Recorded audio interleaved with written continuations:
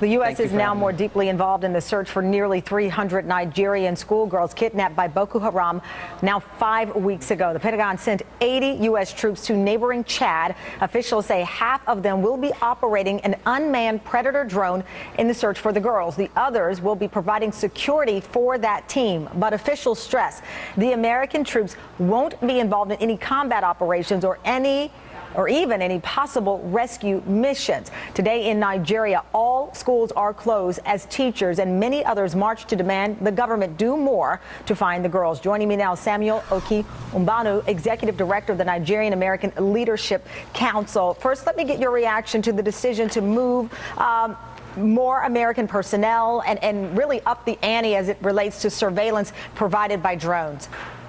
Yeah, thank you, Tamara.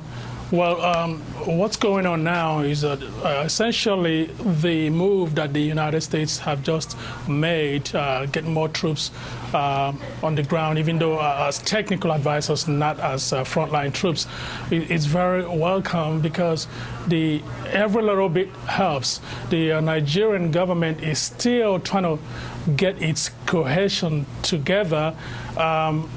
There are perhaps, problems before now that have made that cohesion to be difficult before now. But right now, they have to take advantage of this situation and they have to do their part. They cannot go to sleep just because they're getting help from United States and other nations, which is what we called for originally. But they still have to step forward and take the lead in getting this matter resolved. And right now we should know that the U.S. surveillance missions have been taking place since last week. They found no sign of the girls, obviously, but the positioning of Chad gives them a closer launch site so that they can conduct these missions more effectively and for a longer period of time, as opposed to leaving from Italy, which had been the prior arrangement.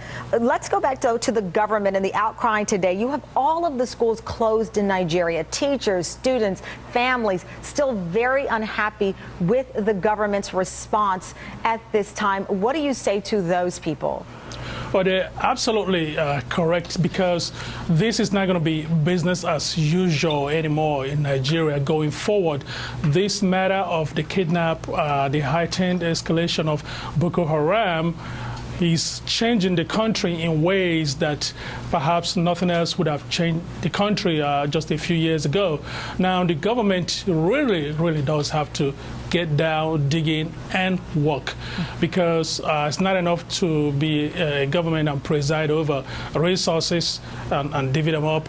It's time to actually do work, and all Nigerians coming together, school teachers, civil society, and everybody have to now galvanize the government and the nation as a whole to work as one unit, actually, and get this matter resolved. All right, sir. Thank you so much for your time. We greatly appreciate it today.